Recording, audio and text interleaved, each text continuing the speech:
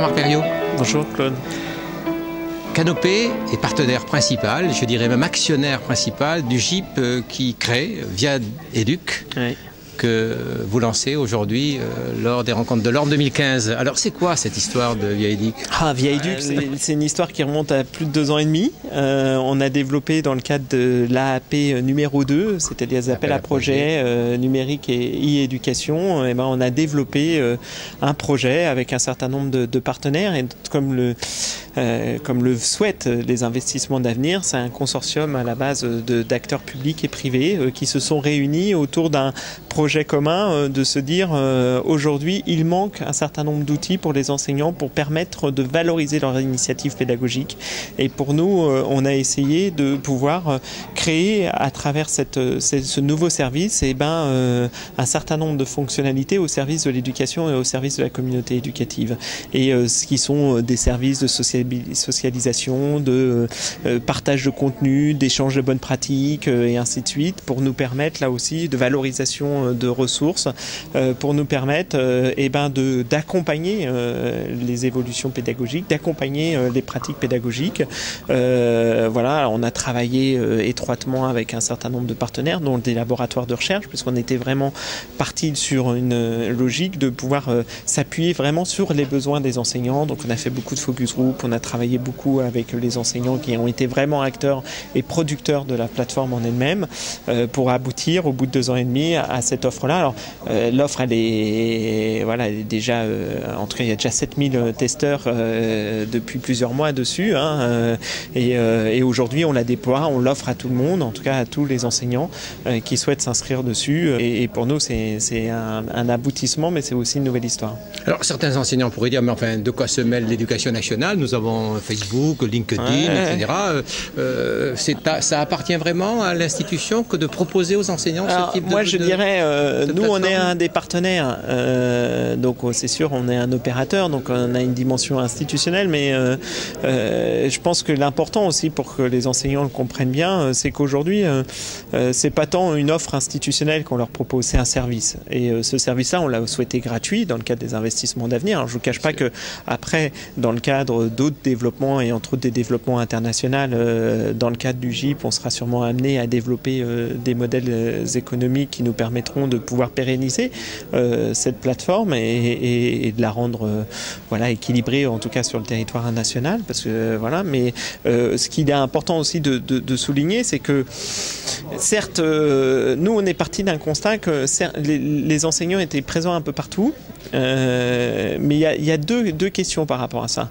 C'est que je ne suis pas certain qu'ils aient toutes les fonctionnalités au sein d'une même offre, d'accord, que ça soit du LinkedIn, que ça soit du Facebook, que ça soit un certain nombre d'autres réseaux sociaux ou du Viadeo, chacun propose des spécificités qui ne sont pas toujours liées à la pratique pédagogique. Donc nous, on a voulu vraiment centrer là-dessus. Qu'est-ce qui servait? Donc on a pris le meilleur d'un peu tout ça pour essayer de pouvoir offrir ce service qui doit répondre avant tout à des usages et à des attentes. Donc ça, c'est vraiment ce qu'on a souhaité mettre en avant. Et puis le deuxième aspect, je pense, et c'est tout le retour aussi qu'on a eu des études d'usage qu'on a été amené à faire, parce que cette question de l'institutionnalisation s'est posée à plusieurs reprises, et les enseignants sont toujours un peu dans cette double approche en disant non, attention à l'institution, oui à l'institutionnalisation parce que ça nous donne aussi une crédibilité par rapport au service rendu. Donc c'est vrai qu'on était un peu au milieu de tout ça, et au final on s'est aperçu que sur le fait que ça puisse être porté dans une logique d'acteurs multiples, mais aussi avec des acteurs publics, et ça venait aussi crédibiliser un peu l'ensemble du service, et du coup ils étaient plutôt réceptifs à tout ça, avec aussi, et ça c'est une dimension très importante autour du projet, c'est qu'on a développé une charte d'utilisation, une charte d'usage très spécifique aussi au monde de l'éducation, pour garantir aussi que tous les contenus appartiennent aux enseignants, ils appartiennent pas aux partenaires, ce qui n'est pas le cas et encore moins à l'institution, ce qui n'est pas le cas quand vous êtes sur un Facebook ou sur d'autres plateformes de réseaux sociaux aujourd'hui. Et donc du coup, nous, on leur garantit aussi ça. aujourd'hui. Alors, autre question un petit peu iconoclaste, les enseignants, mais pas que les enseignants, dans des personnels d'encadrement, d'autres personnels, y a-t-il pas là aussi une question qui s'est posée pour certains enseignants? La question, elle s'est clairement posée. Ouais. Ça fait l'objet de beaucoup de débats, je vous cache pas, parce qu'on avait différentes approches et de se dire, mais quand vous avez d'autres personnels de l'éducation nationale qui sont amenés à jouer des rôles d'encadrement, quelle va être leur posture au sein de cette plateforme. Et nous, ce sur quoi on a beaucoup insisté, c'était que c'était une relation de pair à pair. Parce que les autres cadres de l'éducation nationale sont avant tout aussi des enseignants et qu'on leur demandait aussi de jouer ce jeu-là de la posture enseignante avant tout et de revenir pédagogique. La posture pédagogique et de se dire c'était ça pour nous aujourd'hui de pouvoir vraiment créer un outil au service de la posture pédagogique. Et c'est pour ça que la charte dit que il n'y aura pas, on ne peut pas utiliser la plateforme pour pouvoir faire que ça puisse être un outil de management comme on pourrait le sous-entendre ou laisser sous-entendre. Non, on sera très très vigilant sur ces questions-là. Alors un framework français. Oui. Symphonie, il n'y a pas du cocorico derrière, mais quand même un peu. Nous, on s'inscrit pleinement dans la stratégie des investissements d'avenir. Les investissements d'avenir sont aussi là pour développer des filières et développer des filières françaises. Pour nous, s'appuyer sur ce framework, c'était aussi notre challenge. C'était aussi vraiment répondre à cet enjeu de pouvoir avoir une brique technologique nouvelle, innovante et avec un acteur français de premier plan qui est Symphonie aujourd'hui et qui nous permet aussi de pouvoir là aussi renforcer et ça sera aussi l'objet du GIP, de valoriser notre savoir-faire technologique à travers ce framework. Alors autre originalité, mais je crois qu'à Canopé vous en avez un petit peu l'habitude, l'université est présente?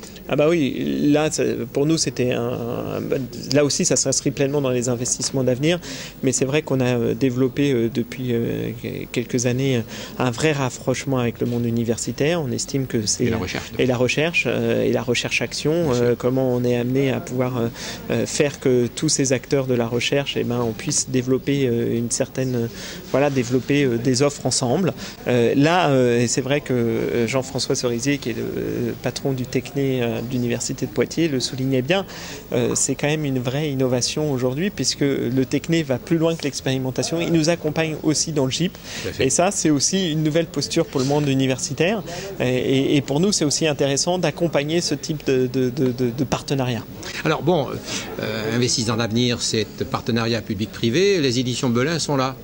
Deux questions. Pourquoi? Et deuxième question, n'y aura-t-il pas un jour d'autres éditeurs éventuels? Alors, quand on s'appelle les éditions Belin, on s'est rapproché d'eux et dans la logique de la création du consortium parce qu'ils avaient développé des briques très intéressantes comme le LIB, par exemple.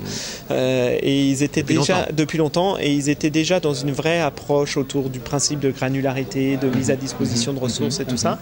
Donc pour nous, c'était ça très très très très intéressant pour nous de s'appuyer aussi sur ce type d'éditeur. Alors, il y en a plusieurs qui, bien évidemment, sont aujourd'hui amenés à pouvoir aussi effectuer ce travail-là, mais on a senti chez eux aussi cette volonté de nous accompagner dans le projet, et c'est en ça que, ils ont rejoint, et ils ont rejoint aussi le GIP. Ils n'étaient pas spécialement obligés de rejoindre le GIP. Ils ont aussi fait le choix de nous rejoindre au sein du GIP et de rejoindre le GIP.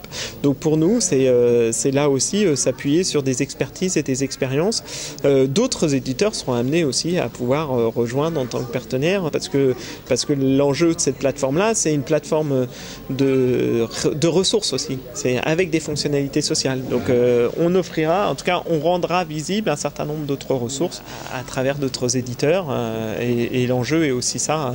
Mais ça ne sera pas du push pour les enseignants, c'est-à-dire que si l'enseignant veut aller chercher il y aura un espace dédié de ressources avec l'ensemble des partenaires, mais on ne sera pas là non plus dans une logique où on mettra à disposition systématiquement ou par des logiques de push des ressources et on obligera l'enseignant à aller sur ces ressources. Alors, le réseau d'innovation Respire, créé avec les CARDI, donc par le ministère de l'Éducation nationale, va-t-il rejoindre il a déjà rejoint. Ça fait partie de l'expérimentation. Donc, en creux, on voit bien que l'innovation est derrière. Voilà, oui, bien sûr. En fin de compte, mon discours, hein, c'est plus que la question de l'innovation, c'est la question de l'initiative pédagogique. Et donc aujourd'hui, c'est un réseau pour favoriser l'initiative pédagogique, comme le faisait aussi Respire. C'est vrai qu'il nous a semblé important à un moment donné de pouvoir fédérer l'ensemble de ces ressources-là, parce que Respire avait été à l'époque déployé par le Canopée académique de Versailles.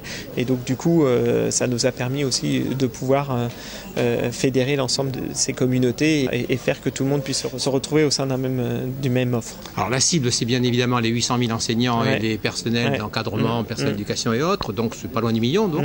Vous êtes à 7 000, votre vision à court terme? Si on arrivait 10%, si on arrivait à 10%, ça serait déjà... Donc 70 000 à un an et demi. Oui, voilà, ça serait déjà super. Et puis on verra. On verra bien. Merci Jean-Marc. Merci, à bientôt.